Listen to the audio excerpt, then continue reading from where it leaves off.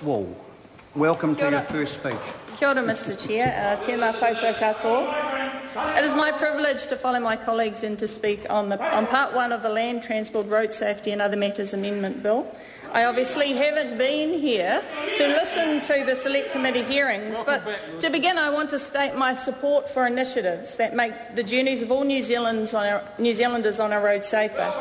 It is devastating, no I did actually, when we lose those we love through road crashes, and I support evidence-based initiatives that protect all of us when we are travelling on New Zealand roads.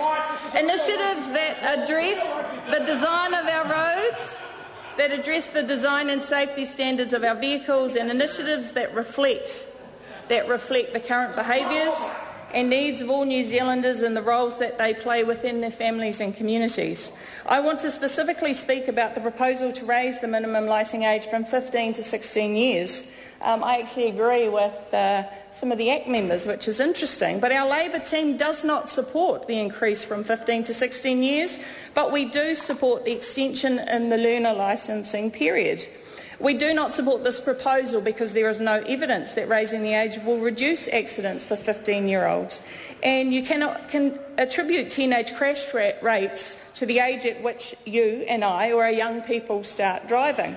So in essence, no, well 12 is ridiculous, isn't it? Yeah, make it 25. That was your answer. So in essence, Labor supports an extended learner licensing period that allows young drivers from the age of 15 to safely garner driving experience, and hopefully, with a bit of maturity, they will obtain their full driving privileges. We agree that young people who have limited driving skills are more at risk of having an accident, but this risk applies not only to 15-year-olds but to any person, whatever their age, when they start driving. It is about the act of driving and learning to drive and the experience of driving as opposed to the age you start to drive.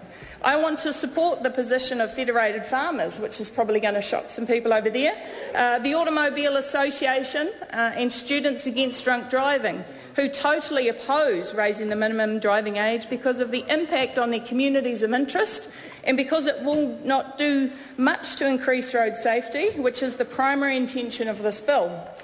The Federated Farmers spokesperson, Donald Aubrey, supports Labor's position that young people need to be supervised, and extending the learner licensing period from 6 to 12 months would improve safety so that our young people have greater opportunities to become good drivers. And if you live rurally, the reality is you have to travel to get to school, work and sports.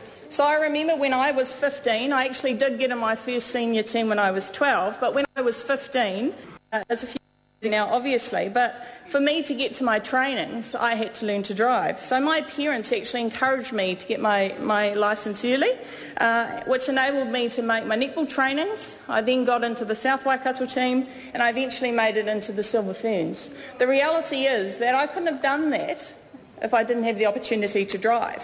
So what this proposal does is not only limit the opportunities of young people like me, but they also, is that right? Well, good on you.